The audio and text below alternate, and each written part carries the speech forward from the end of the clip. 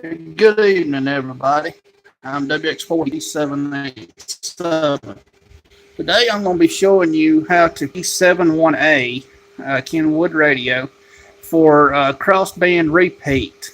Now, the frequencies I'm going to be using, one of them is going to be simplex, another one is going to be a coordinated repeater for the WX4 PCS area. Now, it's actually my repeater, it's my coordination. But it's not my frequency. The frequency belongs to the FCC. So don't think just because you got a coordinated frequency, the frequency belongs to you. It does not. It belongs to the FCC still. So, according to the enforcement side of people doing crazy stuff, that goes, all files and reports go straight to the FCC. That does not come to me. It goes straight to the FCC. Even though if I do hear it, I can shut the repeater off if needed. Okay, I'm going to turn the camera around here and I'm going to show you. You hear a fan running in the background because I currently run it on crossband repeat. So I'm going to show y'all how to do this. It's fairly easy. I'll even show you how to do crossband repeat with a handheld radio with a Wuxon UV8D. But I'm going to show you here how to do crossband repeat with a TMV71A. You've seen several videos that do this. Now, before I do that, I'm going to walk out here and I'm going to show you just what does the transmissions to the crossband repeater. Now, it's not a very tall thing. It's not very high. But I'm just going to show you just what it is. And you'll see it behind me here because I'm going to leave the camera just like this. So I'll know and you'll know that you've seen it properly. All right. You see that pole right there just behind me? That's the crossband repeater. And that's what it's connected to. It's not very high up, as you can see. It's not even above the tree there. So it's probably, I call it about 30 foot, if it's even that much. Now, I've got another antenna that's over here on the other side, if you can see it. If you can see it, it's just right above the rooftop. That antenna does not go to the crossband repeat. That's just another communicational source. As you can see, I'm out here in the boonies, but I'm going to show y'all something here. What this does.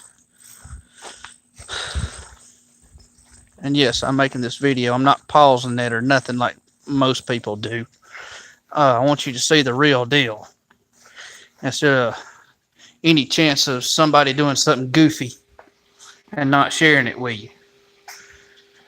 Okay, I'm going to turn this camera around and you will see my T71A. Okay, the frequency that you see on here, the one on the left is 2 meters. The one on the right is 440. And to make this use repeater frequency setup, this frequency right here, the 448100, is an input of a coordinated repeater. Okay? Now, when I transmit to this side right here will automatically transmit 147500. When that transmits, that puts the 440 repeater on 2 meters. Now, if somebody comes in and they transmit from 2 meters, this flips down to 443100. I'll show you as I grab the mic because I do not have it in crossband mode at the time. I'll show you just what happens. Well, wrong side. That's my 2 meter simplex. I actually have a little controller in the house for that. WX4 PCS. Okay, you see that? WX4 PCS. Alright, the 443100 is the output of the 440 repeater. Now, if I key up right here to this right here, which you just saw just a minute ago. Okay, you heard the repeater, and yes, you heard it come through my phone too. WX4 PCS. WX4 PCS. You heard my internet controller kick in. All right, now this particular radio is linked in with an app called Zello. Zello is a communicational app that will also download on computers, and when running the Vox program or one of the Radiotone radio interface boxes, you can tell your radio, like a handheld or another mobile unit, if you get the right connections, to communicate with your radio, and your radio will communicate to RF, which will communicate through the data port. Now, there is no port forwarding for this application, none whatsoever, and this radio is awesome. As you can tell, I've got this big old gigantuan fan up under here, and it is noisy. That's why I have this fan up here in the barn, because I don't want it in the house and me have to listen to it all the time. Plus, I don't have a good way to put an antenna up outside at the house, but I do out here in the barn. So anyway, what I'm going to show y'all is how to properly, legally put this in crossband repeat. Now, you can do just this right here. The power button, tone, and power. Crossband repeat at this time. That is really the illegal way to do this. But you can do like this right here. But I will tell you, if you do it just like I did it, you won't have an ID go over the internet if you do an internet tie-in. So now we're going to legally identify this machine. Okay. All right, you see the IDTX? That's your identification. Morris and voice. Okay, voice is not installed on this radio. This is the one that you gotta buy a chip for, and I'm not gonna spend them $80 for a chip just to get a voice identifier. Okay, now we are now ready to legally have this thing identifying. And what it will do is it will ID every 10 minutes, regardless if somebody's using it or not. And it's loud as ever. And it does talk over whoever's talking when it's time to ID. That's the part I don't like about it. But it legally identifies. Now, it's in legal identifying mode at this time. Now, even if I key it up right now, it's not going to identify. It will identify 5 to 10 minutes later on the first ID. And then after that, it's every 10 minutes. So, but I'm not going to sit here 5 minutes and wait for this thing to ID, just so you see what it does. Okay, so now what I will do, I'll turn the unit off. So I'm going to show you how to put a legal ID call sign, which will be your call sign, not mine. You put mine in here, it's a federal offense. But if you do your own call sign, such as your own ham call sign, then you're legal. For those of you that do GMRS and FRS and MERS, this particular radio will do that particular stuff, but you do have to have it modified to be able to do that. And this particular radio, this one here, is modified. The model itself is not, but you do have to have an additional modification to do that. So what I'm going to do is, I can find where I put my call sign on here. I had it a minute ago.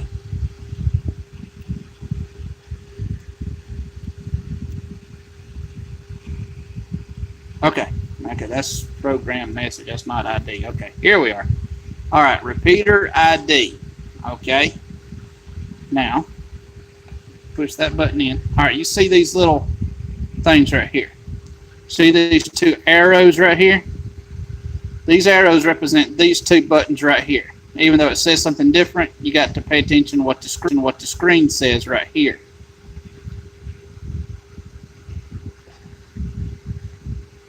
And you just go over here to your knob and you change and you turn which letter you want. And then you hit this button end right here again. And then you move over to the next little spot until you get it all the way out to the end. when you get right here, even though there's nothing there, you still have to do this right here and take it all the way to the end, and in order for it to keep your call sign in there. But what I'm trying to say is about the FRS, GMRS, and all that. A lot of you that do GMRS and MERS will want to put a MURS frequency here and put a GMRS repeater output here. You can't do that. It is illegal. But those of you that want to use this as receive only, take in mind that if you do this, you're risking other people getting on to your GMRS repeater. Because yes, you can have this sending straight in to your repeater and repeater reception right here going back over the frequency. And let me show you how to control this. Well, this particular radio, I'll show you how to control it. Function. Okay, you see cross mode right here. This right here will go both ways, in and out, on either side of the display, as far as transmissions in and out. Okay. BTX only transmits this side here. This side here only receives. This is where you get the full crossband duplex, where this side receives, this side transmits. In other words, your handheld radio would be programmed to receive this frequency and transmit into this frequency. Meaning this whole unit right here, this $400 and $500 unit here, depending on where you get it, is your actual full-blown repeater. Now, the identifier that we put in will only transmit out on this side. It does not transmit on this side in this mode. Now, same goes for this mode here, except you're transmitting on this side, receiving on this side. That's the only difference between those two. It's just your display. One display transmits and then the other one receives. But where you want to put the transmit and receive is totally up to you between the A and the B. Just make sure your frequencies is right. And you can do this. Now, cross is where a lot of people get in trouble with the FCC and stuff like that, because I'll show you why. Okay, this right here will receive.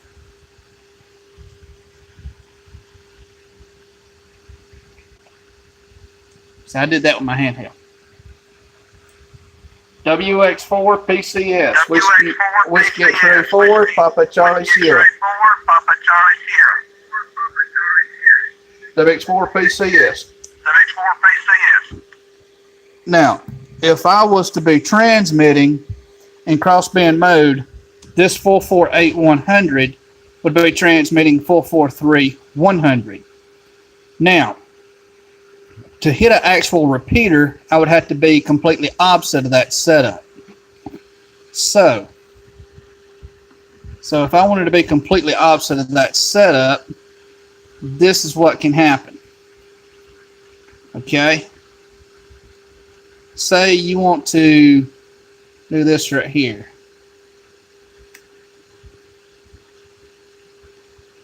Okay, all 440 is positive offset. I guess y'all knew that. WX4 PCS, Whiskey X-Ray 4, Papa Charlie Sierra. Okay, y'all all know that this is 440, and that's the legit way to put it in a mobile radio. But this is a repeater setup. So, if I was to do that and put a repeater right here, I have to have a 2-meter repeater and a 440.